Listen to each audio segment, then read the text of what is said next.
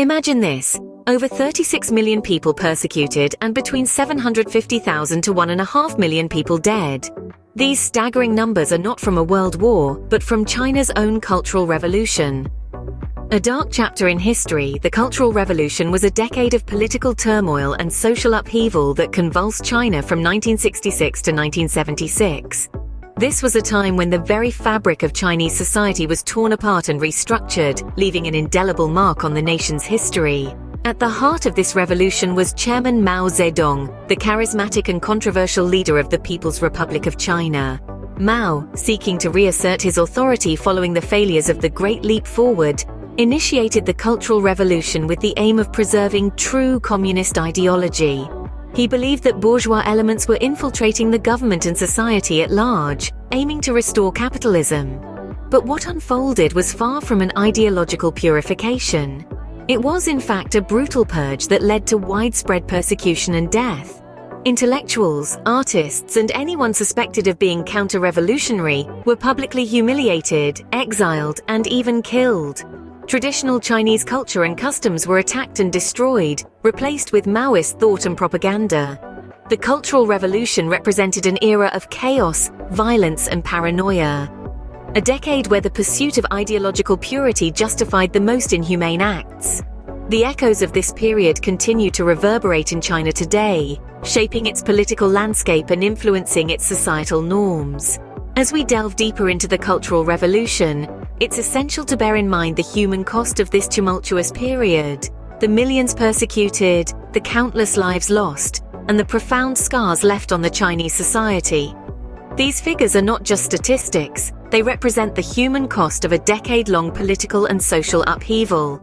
As we delve into the Cultural Revolution, bear these figures in mind. They represent the human cost of a decade-long political and social upheaval. To understand the Cultural Revolution, we need to go back to its origins. This was not an overnight event, but a carefully orchestrated movement by Chairman Mao. The Cultural Revolution, a decade-long period of political and social chaos in China, was largely the brainchild of one man, Chairman Mao Zedong. But why would Mao, the leader of the People's Republic of China, want to cause such upheaval in his own country? Well, it's a complex tale of power, ideology, and a desire to return to radical communist values. Mao was increasingly concerned about the direction his country was heading in. The bureaucracy was growing, and he feared China was straying from the path of true communism. He saw a rise in what he perceived as bourgeois elements within society and the government, elements he believed were threatening the communist revolution. To add to this, China was recovering from the catastrophic Great Leap Forward, a policy introduced by Mao himself. This economic and social campaign aimed to transform China into a society capable of competing with the West. Instead, it led to the Great Chinese Famine, one of the deadliest in history, causing the deaths of tens of millions of people. Following the disaster of the Great Leap Forward, Mao's position was weakened. He was criticized within his own party, and his radical policies were being questioned. But Mao was not one to be sidelined. He saw the Cultural Revolution as a means to reassert his authority, to reinvigorate the revolutionary spirit, and to purge the party and the country of those he saw as a threat to the communist ideology. Mao used his charisma and political savvy to mobilize the masses, particularly the youth, who would become the infamous Red Guards.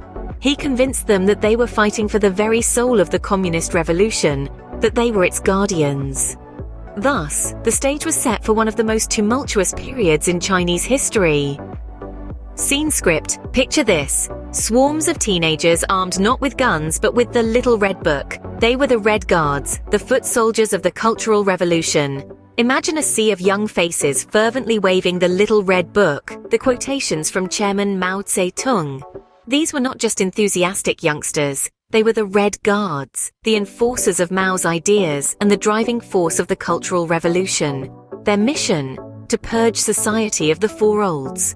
Old customs, old culture, old habits, and old ideas. In their zeal to create a new world, they unleashed a wave of violence and chaos that would leave a lasting scar on China's cultural heritage. The Red Guards, under the banner of revolution, took to the streets, attacking anything associated with China's feudal past. Statues were toppled, temples were ransacked, and priceless artifacts were reduced to rubble. This was not mere vandalism, it was an attempt to dismantle China's cultural identity.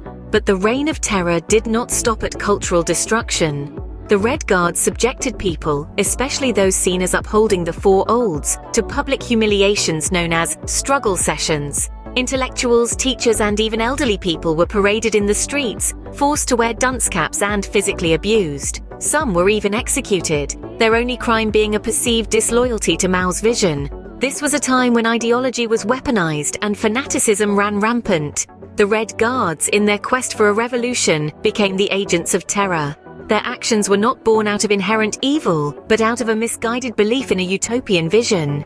The Red Guards were the face of the Cultural Revolution, a stark reminder of how easily ideology can turn into fanaticism. As the dust settled on the Cultural Revolution, China was left to pick up the pieces of a shattered society. The Cultural Revolution, with its decade-long reign of chaos, had left a profound impact on China's economy. Once a nation known for its centuries-old traditions of commerce and trade, China now found itself in a state of economic stagnation. Industries were paralyzed, agricultural production had plummeted, and the nation's once thriving artisanal culture had been all but eradicated. It was an economic desert, a stark contrast to the prosperity that had been promised. The education system, too, bore the brunt of the revolution's fallout.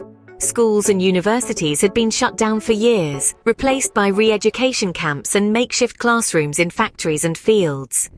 The generation that should have been the country's future leaders, scientists and thinkers, were instead caught in a vortex of ideological indoctrination. The result was a lost generation, their potential squandered in the name of revolution. But perhaps the most profound impact was on the social fabric of China. The revolution had turned neighbor against neighbor, child against parent, friend against friend. Trust had been eroded, replaced by fear and suspicion. The social cohesion that had once held communities together was fractured, leaving behind a society struggling to rebuild its relationships and regain its sense of identity. In the political realm, the fallout was equally dramatic. Mao Zedong, the architect of the Cultural Revolution, passed away in 1976. His death marked the end of an era and the beginning of a power struggle that would change the course of China's history. The Gang of Four, including Mao's wife Jiang Qing, who had been instrumental in instigating the revolution, were arrested and put on trial. Their downfall signaled the end of the revolution's radical ideology and the beginning of a new, more pragmatic approach to governance. The Cultural Revolution was over, but its scars would forever mark China's landscape.